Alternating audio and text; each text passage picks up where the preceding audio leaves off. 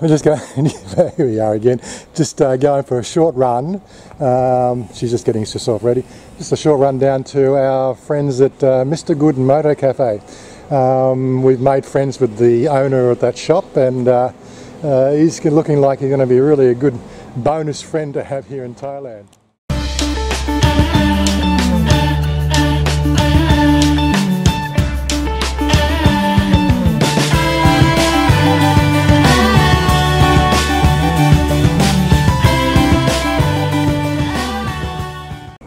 Yeah, so he's going to be sort of doing a custom exhaust for me. He's sort of, given me a rough price, but we'll be talking about that a bit more.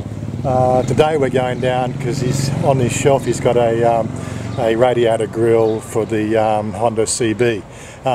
So we're going to get that fitted today. I've had to order one in for my bike. That's going to take a few more days. Anyway, today I'm trying a new position for the camera helmet camera. To give you a sort of what I'm looking at, sort of type of view, see how that goes. I did have one fitting for the top of the helmet, but it just really wasn't giving perfectly the right angle view. So this is going to give you obviously what I'm seeing as close as I can get without it blocking my vision. We're running the SJ7 Star today. But yeah, it's just one of those sort of things, people have been asking how I'm doing it and what I'm doing. They all like to know this sort of stuff. Anyway, so she's ready. You ready now? She doesn't like the sun. It's not that she's cold, she just doesn't want to get burnt. Me, no, I like brown. Anyway, we'll switch over to the other camera and we'll catch up with you shortly. There we go, helmet on. And yeah, the other thing about having the position here with the camera is you should be able to hear what I'm saying. Of course, we haven't got the intercom things yet, so we can't have a two-way conversation, but so we're only doing a short run, so it's not too bad. But again, it's all part of the experience, isn't it? This is what we're trying to do, trying to find how we can really present to you what we're doing. It's about our life here in Thailand. Buttercup.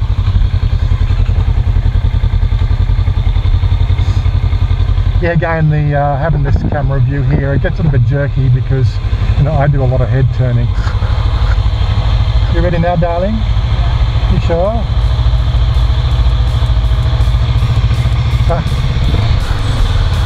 Hi there.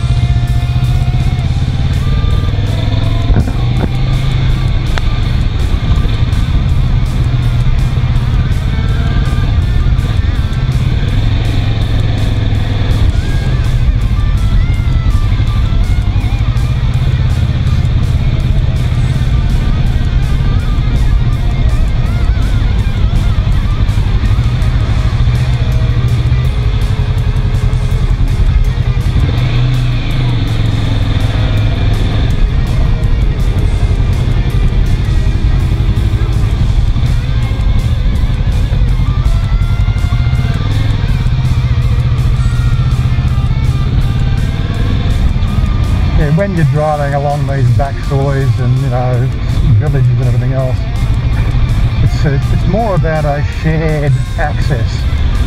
Pedestrians and bikes and cars, it's confusing for a lot of Westerners.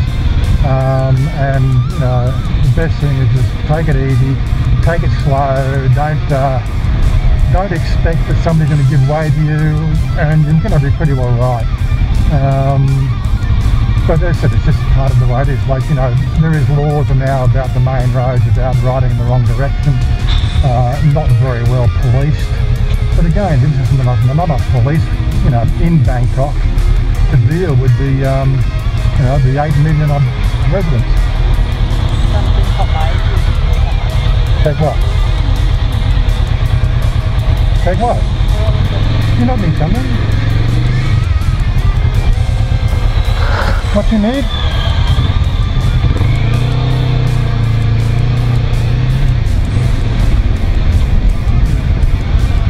She tells me she needs something, and I don't know why she needs something. You know, I don't have her papers on her. This is again something we get a little bit challenged with. You know, this is your bike, darling.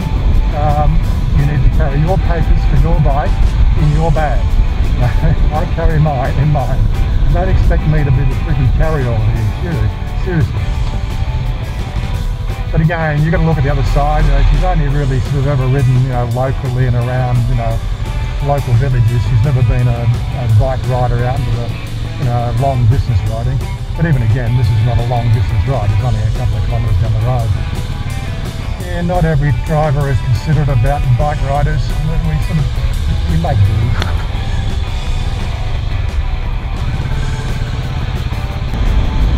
Now what she's doing there in the riding sort of style there against the media strip, it's actually not the best place to ride.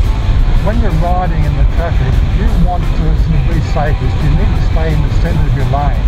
Otherwise drivers will try to slip around you all the time. And you know, it can be quite sort of hair-raising. Of course, then again, if you're doing a pass like this, you know, do it as quickly as possible. Don't try to sort of ride abreast of the car.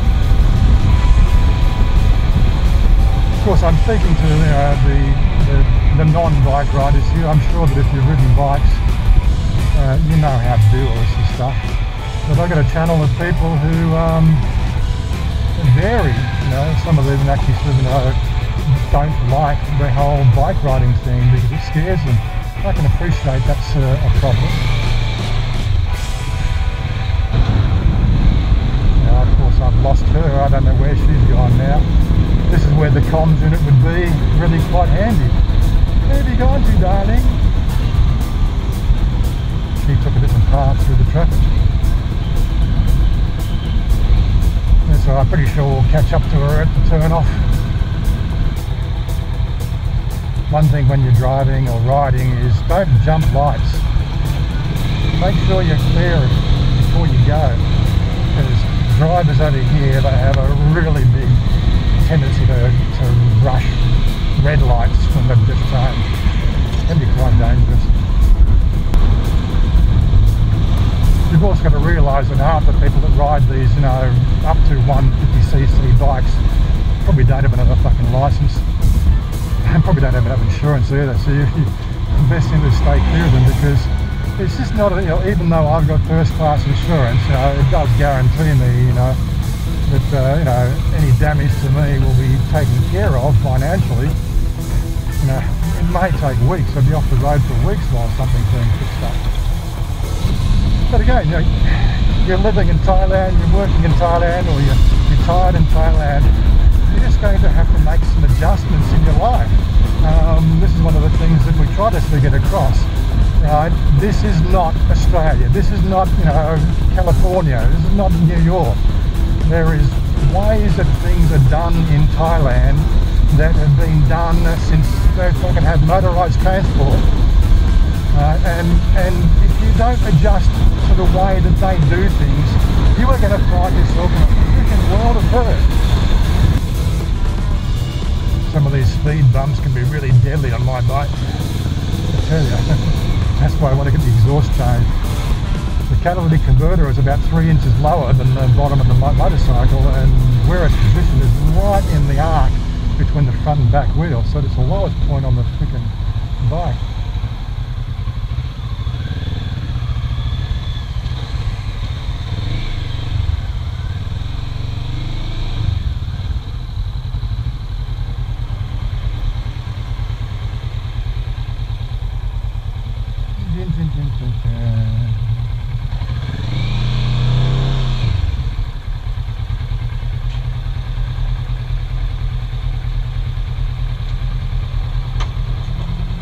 Well, there we are.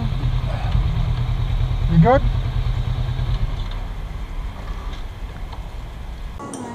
So it looks like we've just arrived at lunchtime. Anyway, so yeah, this is what we're looking for. She's looking for a grill for her radiator. I think she's already checked to make sure that they have one for her bike style. There we go, CB650F, and in blue. Oh, lovely. Just what you want. Oh, it's got red and blue. Oh, good. I think sexy, darling. สีไทเท1,600 ค่ะ And this is another thing we're going to get in, well, probably not now, I don't need to do any service work. But these bikes don't have a centre stand, so you can't get the rear wheel off the ground, so it makes adjusting your chains an absolute murder. These things here, she's already said that they're 1,400 baht, which I think is a good price. She's got two different styles here, but we'll just go for the standard one. It comes with all the fittings to mount onto the back of your bike. Yeah, so my mate Good, he's currently up there. They're doing a promotion, a Honda promotion, up at Victoria Gardens. I don't know. 1,600. Okay. I've got ATM. No, we have coffee and everything. No problem. Yeah, so he's up there. He's doing the sit-in at the display up there at Victoria Gardens. Actually, we might even do a run up there after we've had coffee. And just to say hello to him. So Chanya's been talking to somebody on her Line account to look at these comms units, and they've got one here, and this is the Netphone Bluetooth intercom system. I'm not familiar with it, but there's another option there. This one here, she says, is 1,700 baht. It comes with the microphone, the charger, the speakers, clip-on, and everything else. Again, I'm going to have to do a bit of research and to see what sort of, see what the online reports say about this one as well. One of the biggest challenges is obviously, getting something like this, testing the thing. You don't want to buy something that's complete rubbish. The Senna at 22,000 for the two of us is going to be a bit of a stretch for, justifying the price. But hey, we do need the comms. And here we go again, he's going to do the fitting. I'm looking at getting sort of like they call the front, well, would you call it roll bars on my bike. This is what they put on these sports bikes. They're I suppose, pins that go on the side of the motor here. It just gives you a bit of protection if you drop the bike. You don't completely smash your leg with the weight of the bike. I don't know what they're talking about, so I'm just going to sit down and drink my coffee. Now, you don't find many bike shops with a full-size barista or coffee maker, or whatever they call these things, but looks like it's a decent sort of size. Hopefully it makes a decent cup of coffee. Finding the perfect grind and everything else, this is going to be my first cuppa at this place, and hopefully it's going to taste good. Here goes nothing. Oh, nice rich flavour. I like. Very good.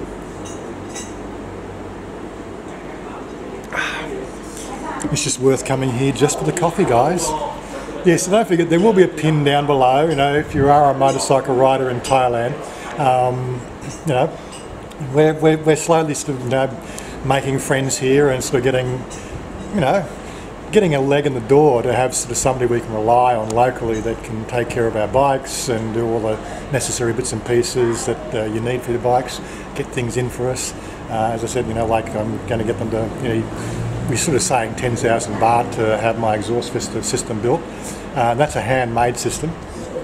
The best I can do out of America is like $280. So whatever that is, that's 25,000.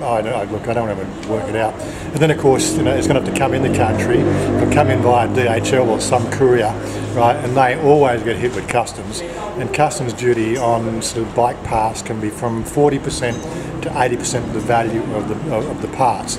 So I'm probably looking at the fact that I barely get anything from the States for under 35 grand.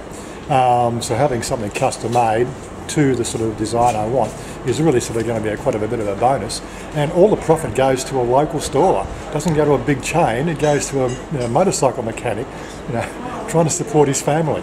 Now that's what I like about sort of Thailand.